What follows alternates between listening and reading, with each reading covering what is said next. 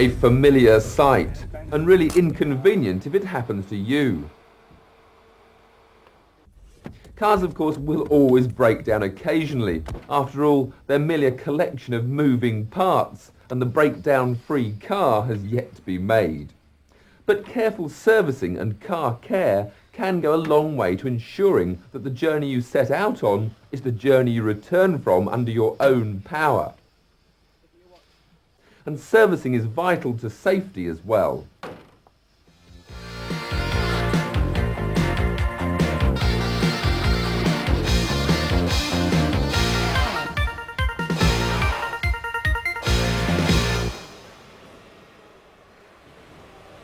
Having your car serviced correctly is vital both for your own safety and for the safety of everyone else on the road. And it's essential that no shortcuts are made in keeping your car as safe as it should be. Added to which, regular servicing will make a direct impact on the life of your car, giving you thousands of extra reliable miles. When you think that an engine is turning over at 3,000 or 4,000 revolutions every minute of its life, it doesn't take a lot to realise that clean oil and a new filter will cut engine wear dramatically. Efficient cooling will make sure that the engine isn't damaged from overheating, and serviceable brake shoes and brake pads will ensure that the car not only stops efficiently, but that the discs and drums are not damaged. But it should also be remembered that servicing today is an expensive business, with many main dealers charging as much as £40 an hour for labour. And of course, there are certain aspects of servicing that are best left to the experts. But what we're going to show you in this programme is how the average motorist can save money without compromising the safety of his car. But relax, we're not going to teach you how to replace a clutch or rebuild an engine. These are skills that demand more expertise and facilities than most drivers have at their disposal. What we are going to show you is how straightforward service routines can save you literally hundreds of pounds over the years and ensure that your car is kept in top condition between major service intervals.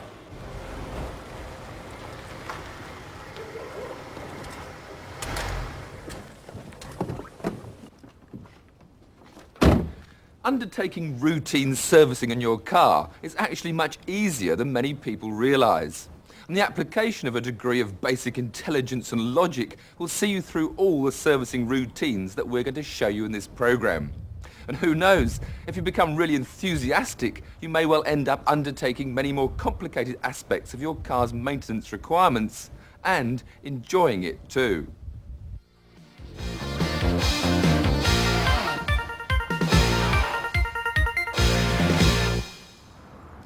Buying good tools is an excellent investment for any driver contemplating doing work on their own car. They'll last your lifetime and save their cost many times over.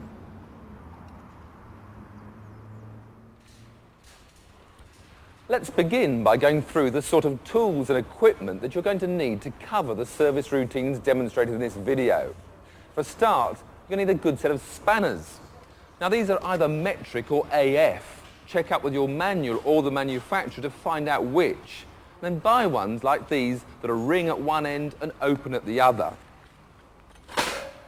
A socket set will make your life a great deal easier and make the job quicker as well. It's also essential when undoing nuts and bolts in inaccessible corners.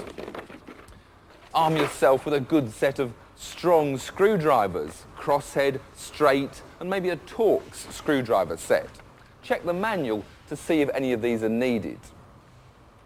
A mole grip, pliers, both ordinary and the long nose variety, an oil filter wrench for getting that oil filter off, set of feeler gauges, always need a good hammer of course, and a good wheel brace. Now this is really to replace the usually inadequate wheel nut spanner that's provided by almost every manufacturer. Although these should of course be up to the job, car makers don't really allow for garages that sometimes tighten wheels up too tight with their air-powered wrenches. So I suggest you keep a good wheel brace with you in the car at all times. You're also going to need a pair of axle stands. and a pair of ramps. I think I'll pick those up later. And I'd also suggest, to make life a bit easier, one of these small hydraulic trolley jacks. Trolley jacks have really come right down in price over the past few years, and reasonable ones can be purchased for around £35. I'll pick that up later too. Finally though, it's a good idea to buy a toolbox to keep all your tools together.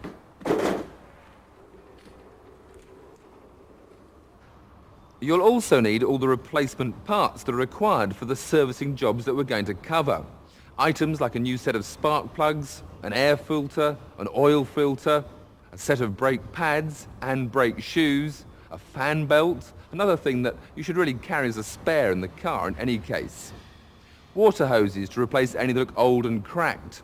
You'll need a container of new engine oil, a tin of brake fluid and some lubricating oil or oil spray. And it's always useful to have a sheet of fine emery paper around. While you're in the accessory shop, buy a workshop manual for your car, like this one produced by Auto Data. This will give you all the details, measurements and quantities you need to know, as well as illustrated explanations of the jobs you need to tackle, plus an awful lot that you won't want to go near. And that should be about all. But don't worry, I'll give you a rundown on what is needed to tackle each section of the service as we come to it.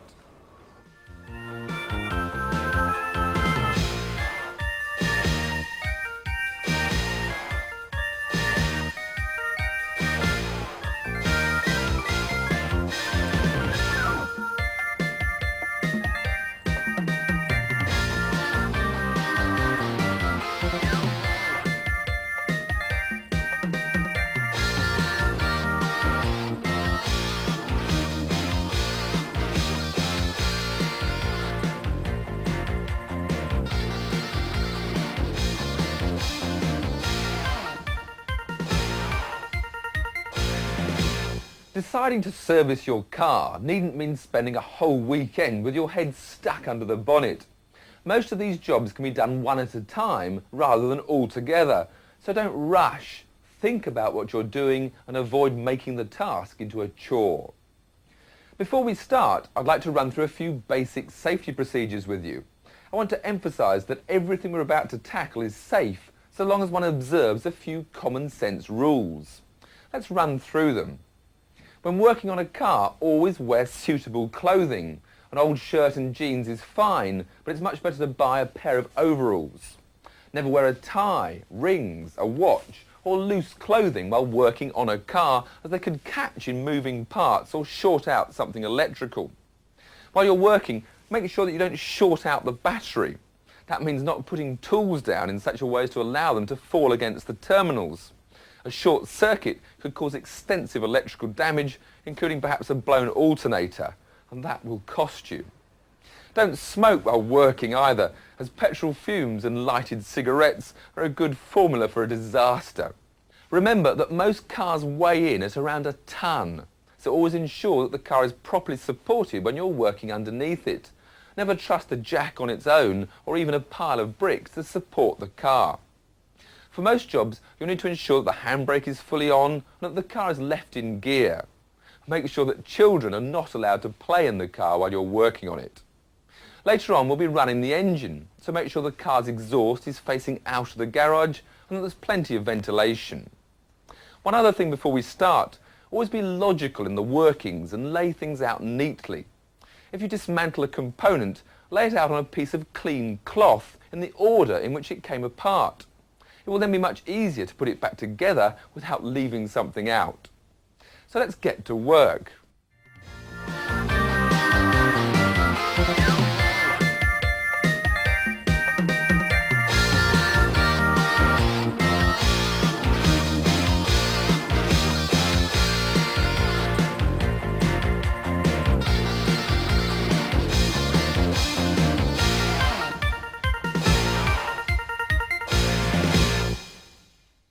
Being basically lazy, I'm going to start at the top with the easiest job of all and replace the air filter.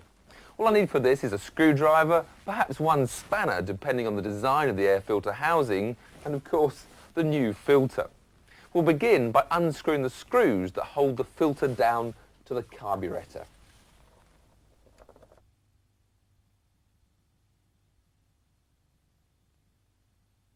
Unclip the filter cover, remove the filter cover,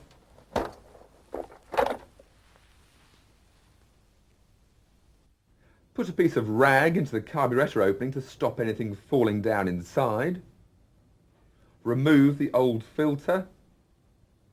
Now if the filter housing is dirty, remove it from the car and clean it. A little paraffin will help shift caked on dirt or grease. Don't wipe it in situ, as the dirt could still get into the carburettor. Pop in the new filter, replace the cover,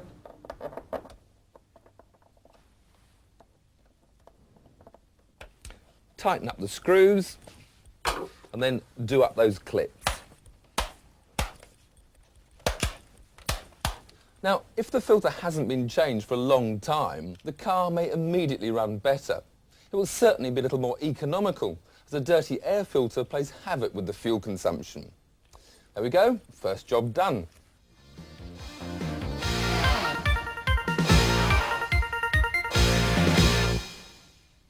Ignition faults account for a very high percentage of breakdowns and poor running that's experienced by motorists.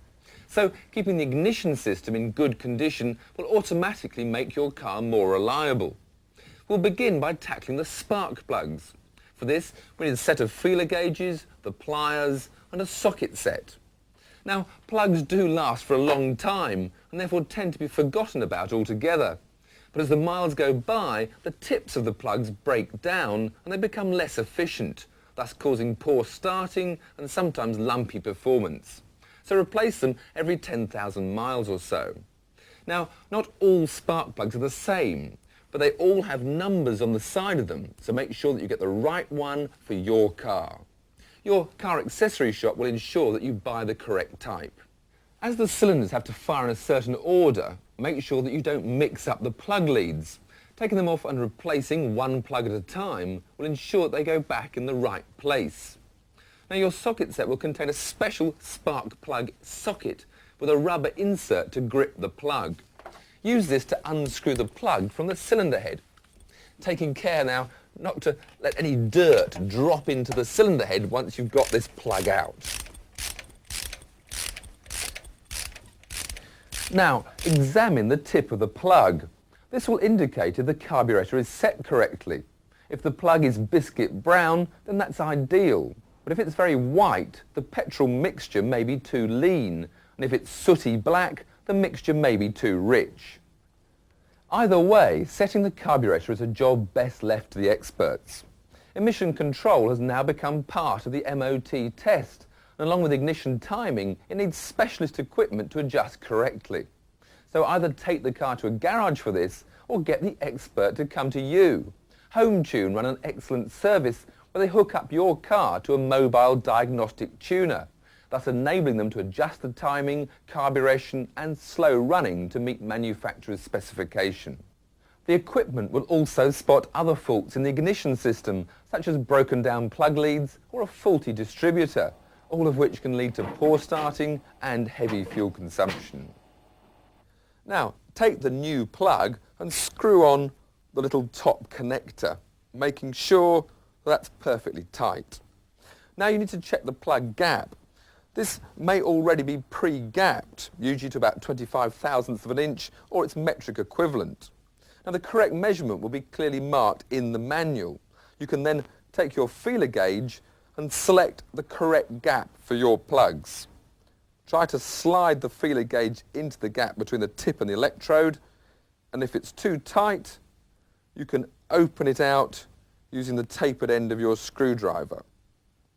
If the gap is too wide, then just tap down that top until the feeler gauges just slide neatly in. Now replace the plug in the cylinder head and screw it in by hand just for a few turns. Now, doing this by hand will make sure that you don't try and force home a cross-threaded plug. Cross-threading will mean that the cylinder head might have to be removed and a new thread drilled in. Now, your garage will love you for this and charge you accordingly. Now, tighten up the plug gently. keeping the plug spanner straight to avoid breaking the ceramic body of the plug itself. You just need to nip the plug tight, never force it.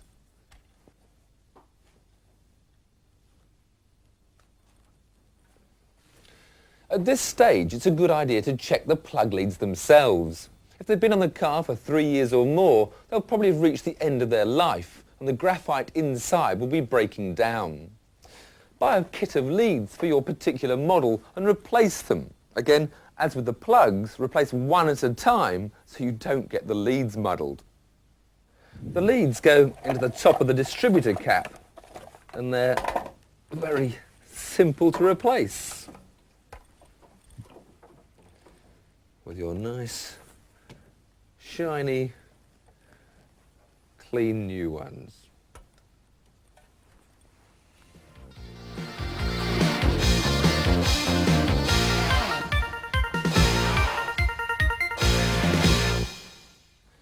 Let's move on now to the distributor itself. There are only a couple of things to check here, and first is the distributor cap.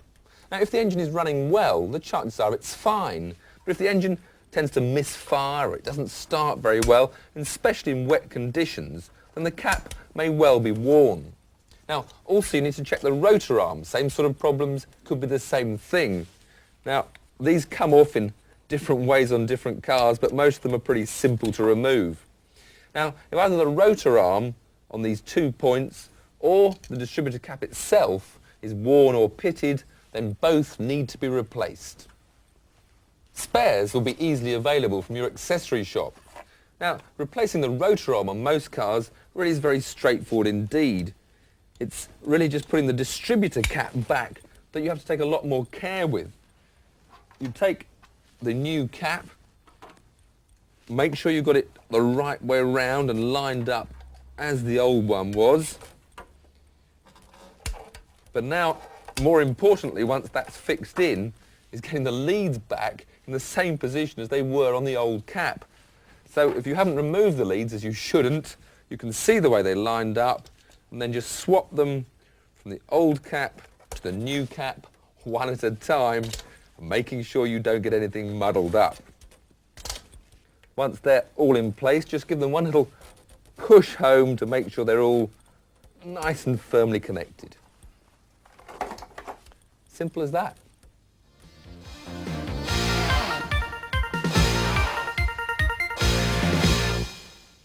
Changing the oil is perhaps the single most valuable service routine that can be done to a car, as regular oil and filter changes will do more to guarantee the long life of an engine than anything else. Now, always make sure that you use a top-grade oil that's suitable for your car. Oils are made in a number of varieties these days, and good old 2050 isn't necessarily the right one. Oil companies like Duckham's make a whole range that includes synthetics, so make sure that you ask which is the right one for your car. Now, to undertake an oil change, you'll need the ramps, or an axle stand and jack, a suitable size spanner for the sump plug, a container for all the old waste oil, a filter wrench, the new filter, of course your fresh oil, a measuring jug, and some rags and a funnel. Now, the first task is to start the engine up, to warm the car up to operating temperature. That'll ensure that all the old oil will run out easily. Now, I've already warmed the engine up here, so it's time to get the car up in the air and on the ramps. Of course, you could jack the car up and then use the axle stands for the task, but either way, remember that safety is the key word. Never ever work underneath the car that is only supported by a jack. Take great care when driving the car up onto the ramps. First, position them squarely in front of the wheels, then drive on slowly to avoid pushing the ramps away from you or shooting straight over the top. Once you have the car in position, switch off, apply the handbrake firmly and put the car into gear. In addition to all that, I always like to pop a pair of chocks behind the rear wheels to make doubly sure that all is safe. Right, now you need to slide under the car with your oil container and spanner,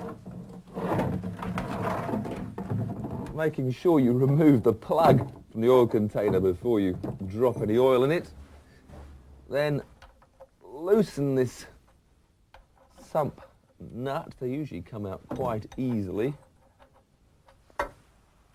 Being very careful now, the tricky bit, because as soon as this comes out, you have to A, make sure you don't drop the plug in your oil container, and B, when the gush comes, you don't get a sleeve full of oil.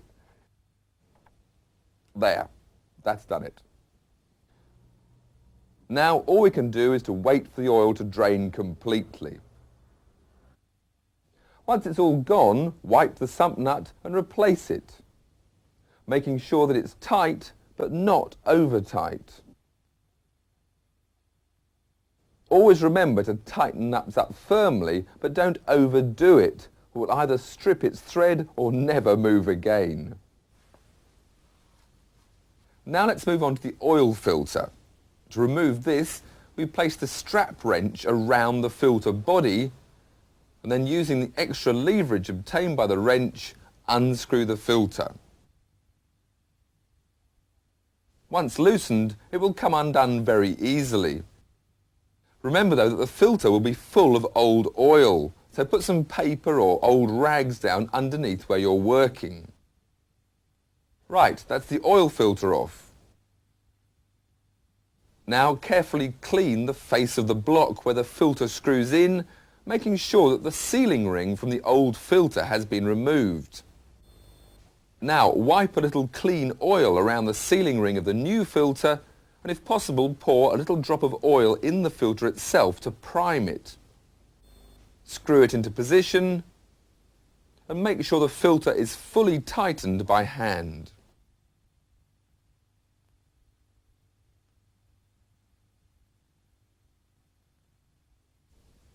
Right, so it's now time to put the fresh oil into the engine, making sure you put it in where the oil should go and not, as some have done, where the water goes.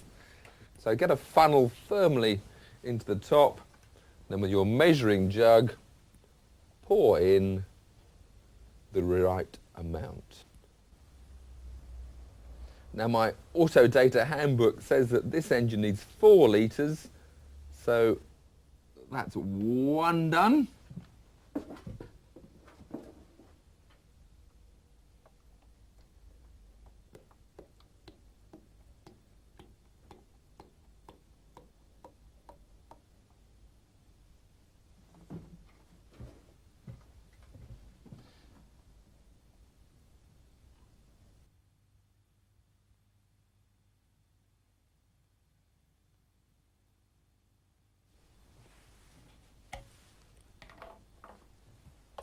Now, some people like to add an oil additive, such as Slick 50, designed to help reduce engine wear, especially when starting up from cold.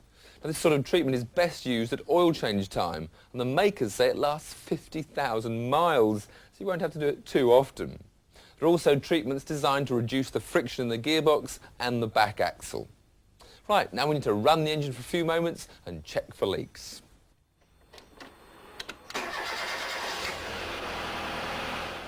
Now, don't forget that if you're working in a garage, make sure that the tail of the car is pointing outwards and that those doors are wide open to let out all those engine fumes.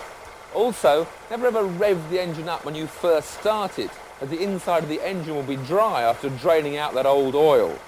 Now, check that the oil filter and the sump plug haven't got any leaks, and if that's all okay, we're ready to get the car off the ramps, then park it outside, switch the engine off for a while.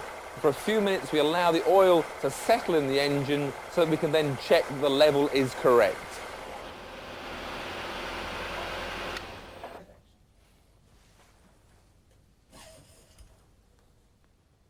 Absolutely right. Now, remember that correct disposal of the old oil is important. Your local authority should have a waste oil disposal site. Correct disposal of the old oil saves environmental pollution.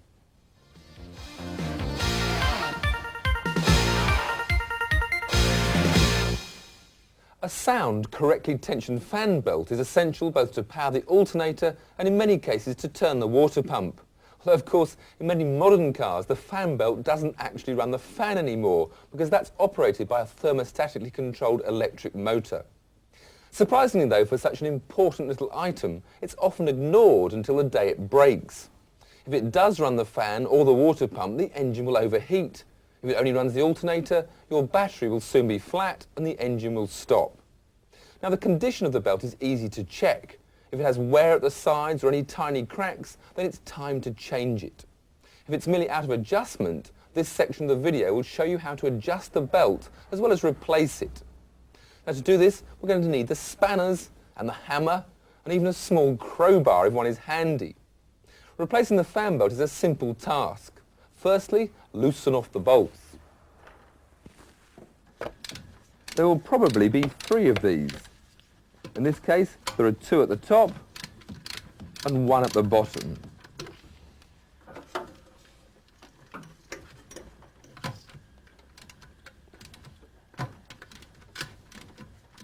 Once these bolts are loosened, the alternator will be free enough to rotate it towards the engine.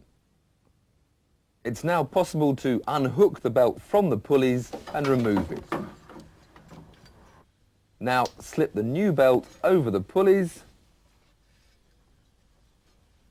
and tension up the alternator in the same way, leaving about ½ an inch of free play on the longest run of the belt. Check that the bolts are tight.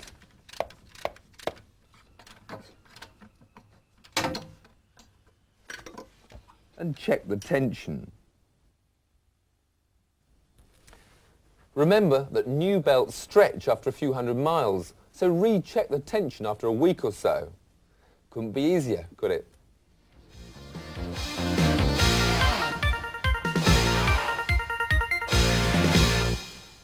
Along with the fan belt, burst hoses are a common reason for breakdowns.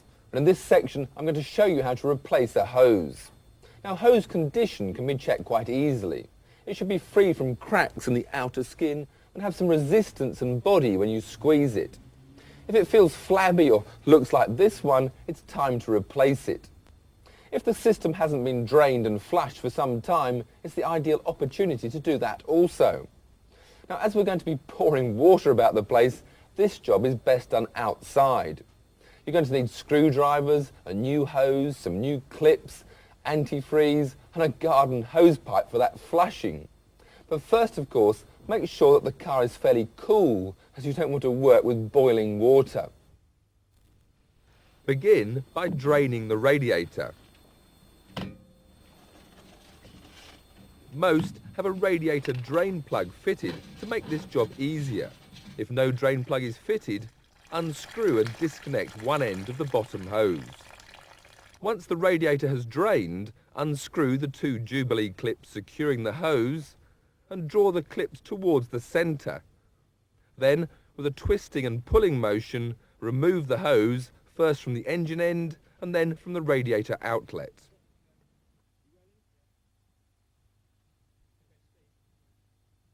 If your car tends to overheat and then suddenly return to normal temperature, the thermostat could be faulty.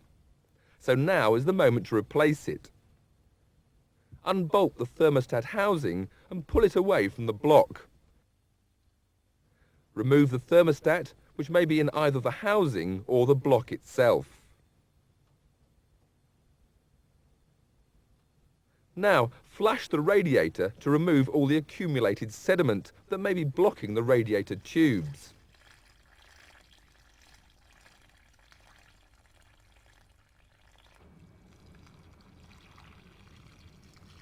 Only when clean water can be seen running from the block is it time to backflash the system. After 10 to 15 minutes, remove the hose from the radiator and poke it up the thermostat hole in the block and backflash the system for another 15 minutes or so.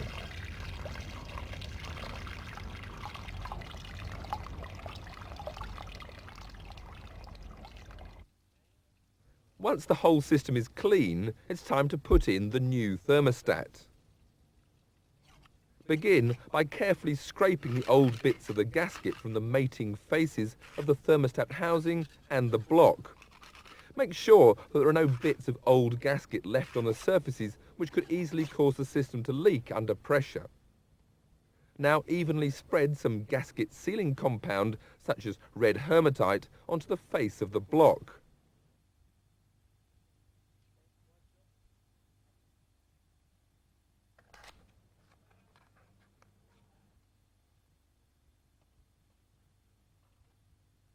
Place the new thermostat firmly into the thermostat housing, making sure that you don't get sealing compound onto the thermostat itself.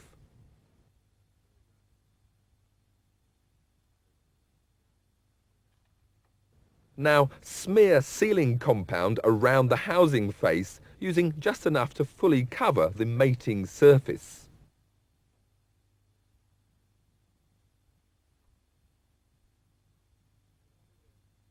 Place the new gasket into position.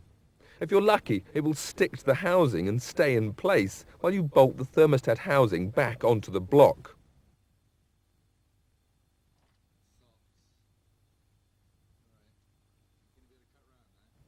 Tighten the bolts, but don't over-tighten them, or you could strip the bolt threads or the threads in the block.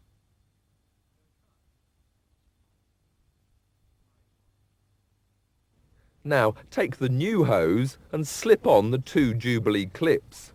Slide the hose back onto the block and then onto the radiator outlet. Slide the clips into position and tighten them up firmly, but not so tightly that they pinch the hose.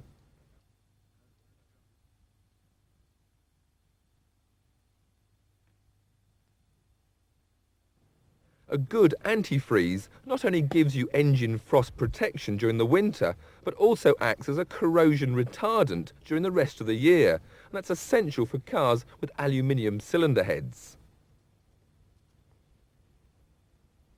Put in the required amount of antifreeze first, somewhere between 25 and 50% of the volume of the cooling system. Your manual will give you details.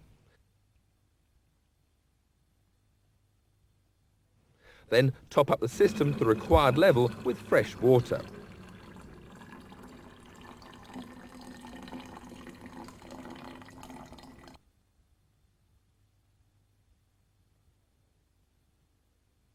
Finally, screw the radiator cap back on.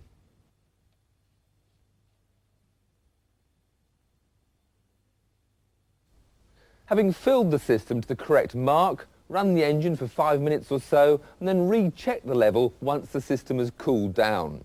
Remember never to open that radiator cap while the engine's still hot. Make sure it's cool before you open it.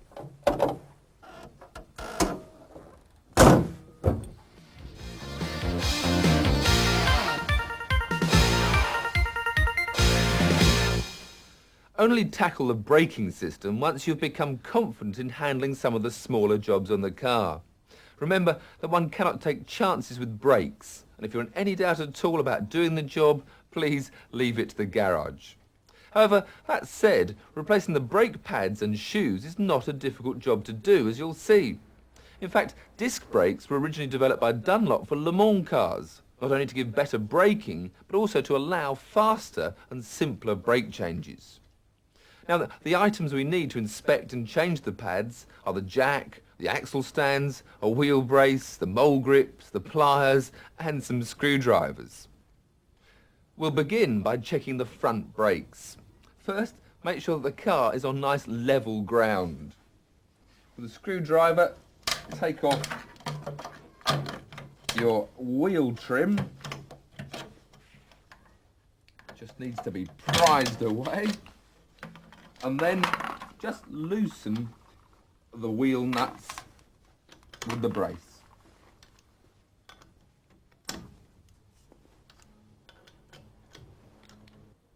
Now chock the rear wheels, then jack up the front of the car by placing the jack under the front chassis or subframe member.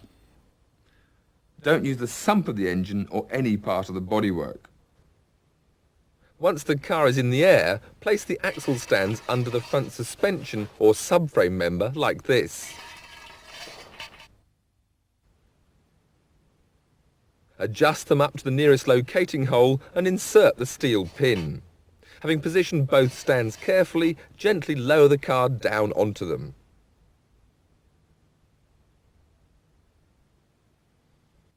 Now make sure that the car is in gear with the handbrake firmly on. Shake the car to ensure that it's fully stable on the stands. If there's any problem at all, it's better to find out now rather than later. Next, remove the wheel nuts and then the wheels. Now turn in the steering so that the front hub points towards you. The disc brake pads are located inside the brake calipers here, and it's easy to see how much brake material is left on the pads without dismantling anything. Now, there are many different types of caliper and pad arrangements. The most common is a system where you remove retaining pins and clips that then allow you to withdraw the pads from the calipers. On this car, we need to remove the caliper itself in order to change the pads. Now, this means that we'll need to support the caliper after we've removed it in order to avoid stretching the brake pipe.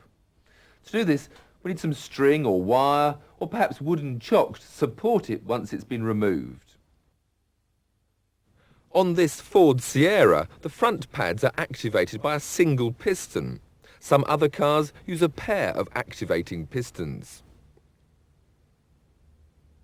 Begin by removing the spring retaining clip from the caliper housing. And don't lose the spring when it flies off. Then, using an Allen key or Allen drive socket, remove the lower caliper retaining bolt.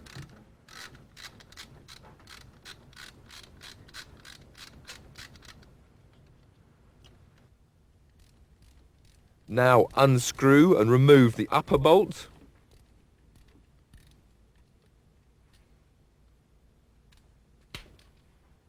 It will now be possible to pull off the caliper housing. Suspend it on the piece of wire so as not to put a strain on the brake hose.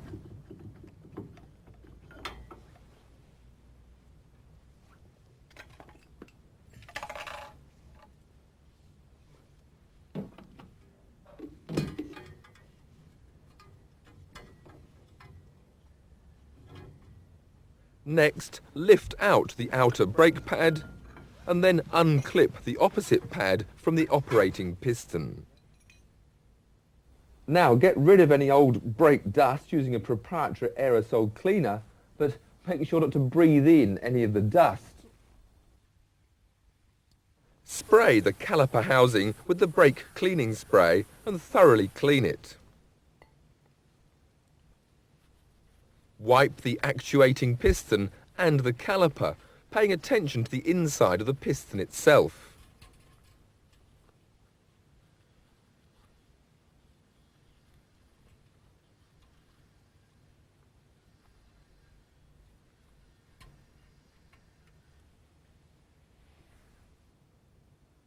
Now press the actuating piston firmly back into the caliper housing and make sure it goes all the way in.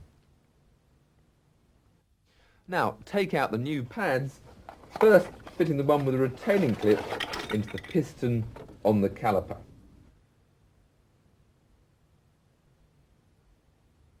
Locate the pad with the spring firmly into the actuating piston, and then place the other pad onto its seating on the other half of the caliper.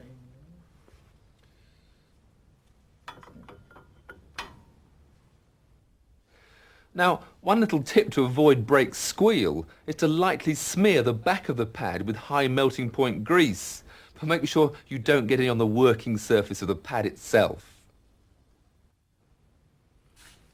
Now, making sure that the hose is not twisted, replace the caliper onto the stub axle carrier and replace and retighten both the retaining bolts using the ratchet and the Allen key drive.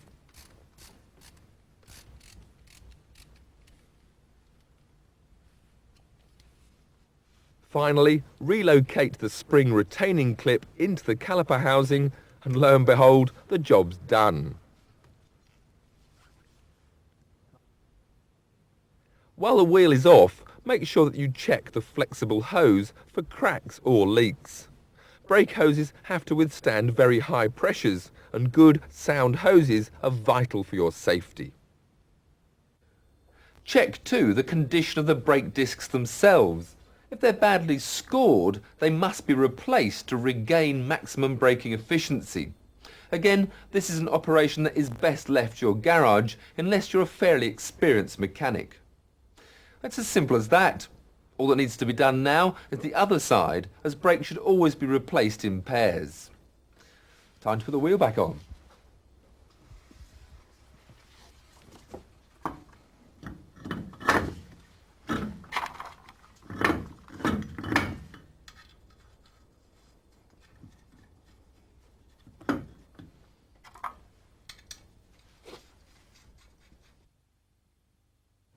Once the wheel has been replaced and the wheel nuts tightened as much as it's possible with the wheel still in the air, jack the car up off the axle stands and remove the stands.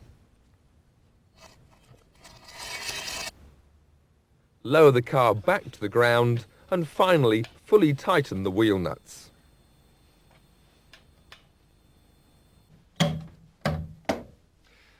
When the car is back on the ground, pump the brake pedal up gently a few times to restore the original brake pedal travel and move those new pads out onto the disc.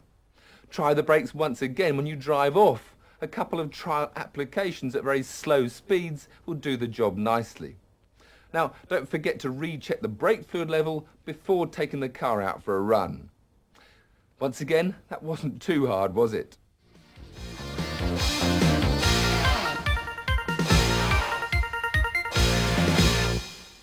The other type of caliper that you're likely to come across is the type where the pads are held in by two retaining pins. Begin by disconnecting the brake pad warning light wire if it's fitted. Then remove the pin retaining spring or split pins if they're fitted. Now, using the pliers, withdraw the pad retaining pins. You may need the hammer to tap the pins loose. Pull the pins out, taking care that the anti-squeal spring doesn't fly off across the garage, never to be seen again.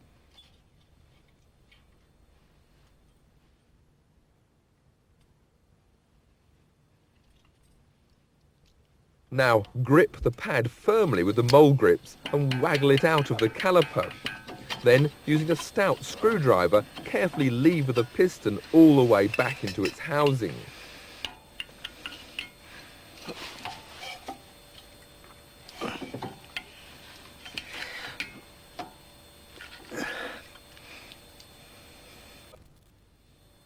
Now clean the brake dust from the caliper area using the brake cleaning spray. Again, remember that some brakes contain asbestos, so don't breathe in the dust. Smear a dab of high melting point grease onto the back of the brake pad to keep brake squeal to an absolute minimum, and then relocate the pad into the brake housing. If fitted, reconnect the brake pad warning light wire. Reach for the mole grips and remove the other brake pad from the caliper. Always remember to replace one brake pad at a time, never remove them both at the same time. As this braking system also uses a single piston caliper, draw the whole assembly across to make room for the new pad. Again, smear a little grease onto the rear of the brake pad to keep squeal to the minimum, and insert the second pad into the caliper.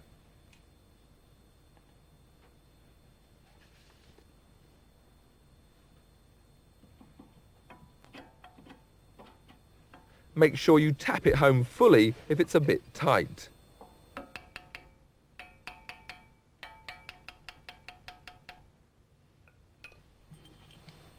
Now, not forgetting the anti-squeal spring, reinsert the caliper retaining pins through the holes in the brake pads.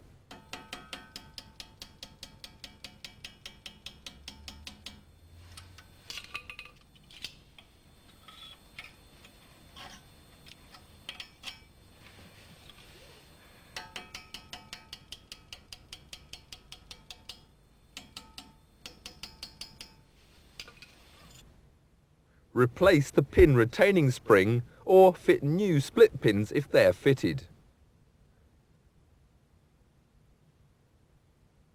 As always, when working on your brakes, check the flexible brake hoses for cracks or leaks.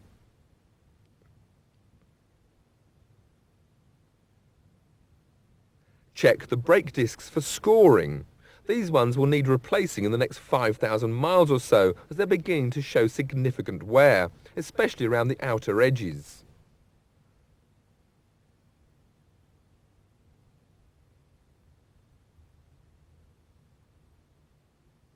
Finally, replace the wheel, remembering to tighten the wheel nuts. Always tighten the nuts that are diagonally opposite each other to make sure that the wheel is properly centered on the wheel hub.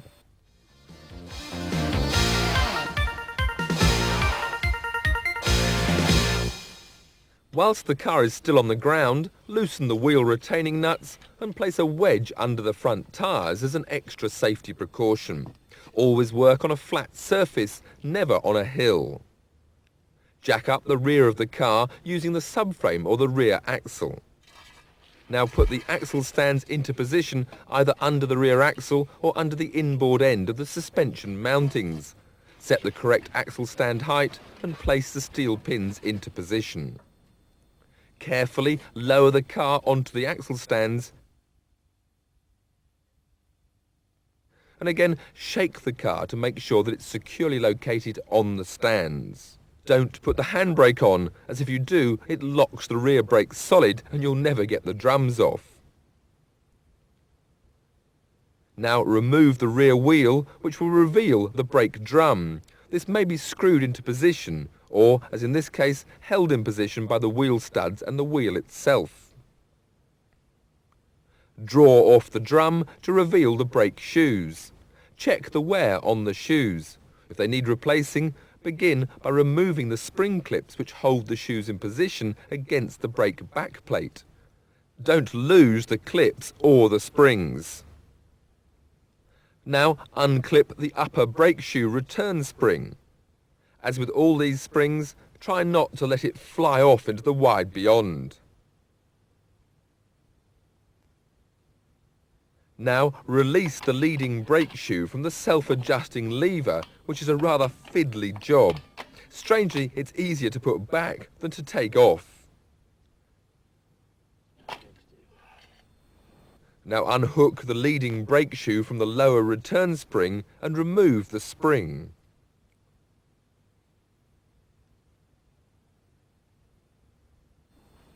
Pivot the trailing shoe away from the hub and detach the handbrake cable from the base of the shoe.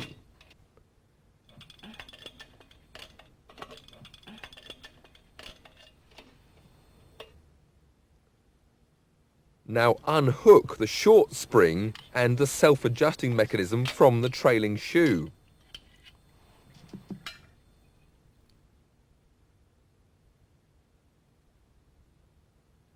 Clean the brake backplate and the brake actuating piston housing with the brake cleaning spray. Clean off any remaining dirt and grime with a clean cloth.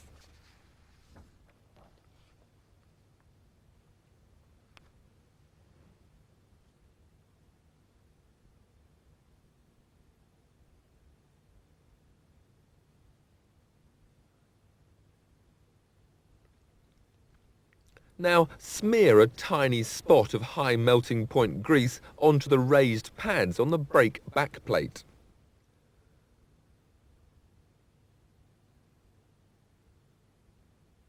Refit the short spring and the self-adjusting strut to the trailing shoe and reinsert the handbrake cable into the brake shoe lever.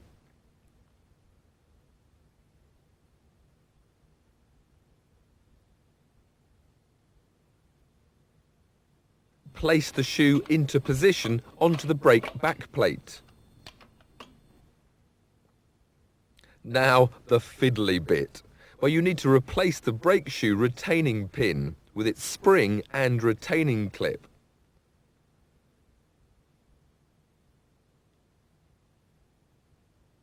Refit the lower brake return spring to the trailing shoe and clip it into the bottom edge of the leading shoe.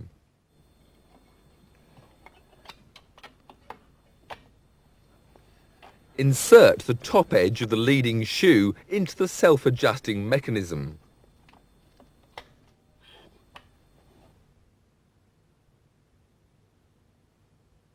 Now find and then refit the brake shoe retaining clip and spring.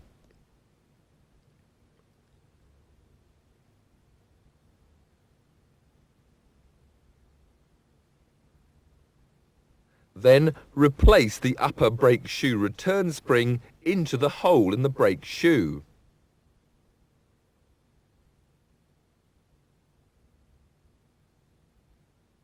Finally, replace the brake drum itself, taking care not to damage the edges of the new brake shoes.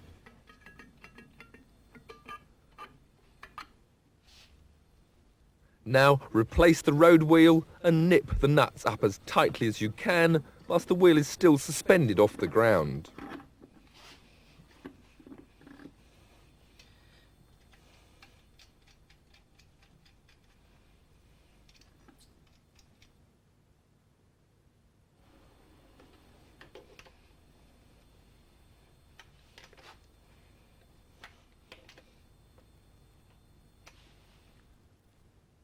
As with the front brakes, make certain that the brake hoses at the rear of the car are in good condition.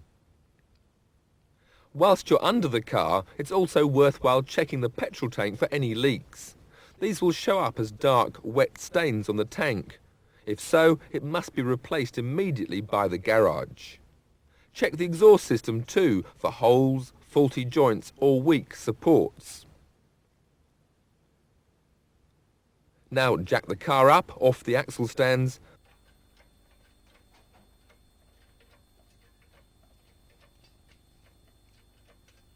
remove the stands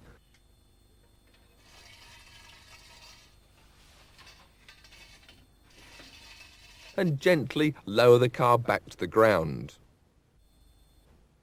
And don't forget to fully tighten those wheel nuts before you drive away.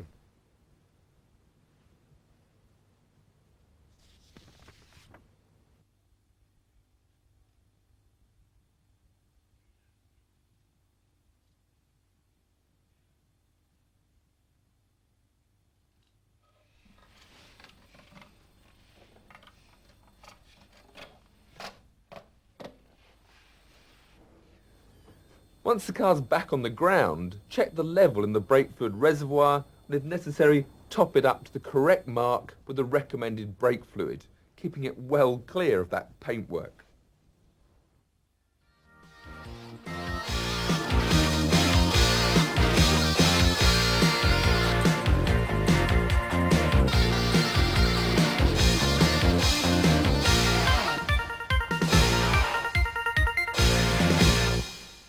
Today's car bodies are better rust-proof than ever, and with care will last very well. But they do need to be looked after, and the better they look, the better the price you'll get when you eventually sell the car. So make sure that you wash the car regularly, and that includes inside those wheel arches to get rid of salt and mud which sticks there, eating into the bodywork. Clean out all the drain channels and holes, especially those in the engine compartment. Make sure that the drain holes at the bottom of the doors are clear and spray the door hinges with a lubricating spray. Make sure any scratches and scrapes are touched up immediately before the rust can take a hold. Although touching up scrapes with a brush doesn't produce a perfect result, it's certainly a great deal better than a spreading rusty patch. Rust spreads very quickly under paintwork abrasions, and once it takes a hold, it's difficult to stop. So touch up all scratches and chips on a weekly basis to avoid a mess like this. Small, shallow scratches can be polished out using a fine abrasive polish such as T-cut. With luck and a little elbow grease, they can end up disappearing altogether. Using one of the new range of tinted car polishes can also disguise shallow scratches that will not polish out completely.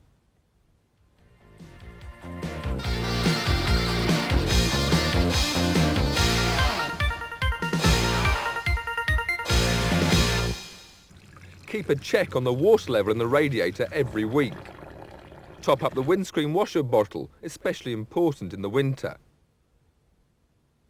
Make sure that the brake fluid reservoir is kept up to the correct level. If it needs fluid weekly, get your garage to check the system. Keep the battery terminals greased to ensure a good connection, and of course, never forget to check the oil level.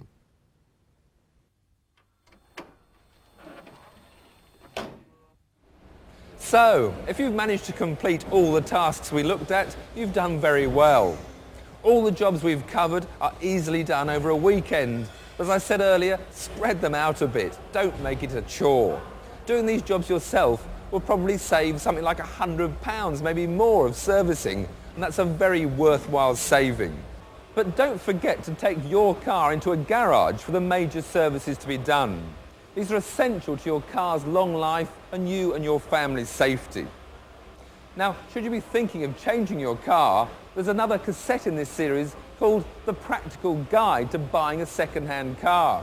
It's full of information on the pleasure and pitfalls of buying second-hand, as a vital view before you part with your money. And hopefully, the money that you'll now be able to save by doing your own servicing will help you buy that new car sooner rather than later.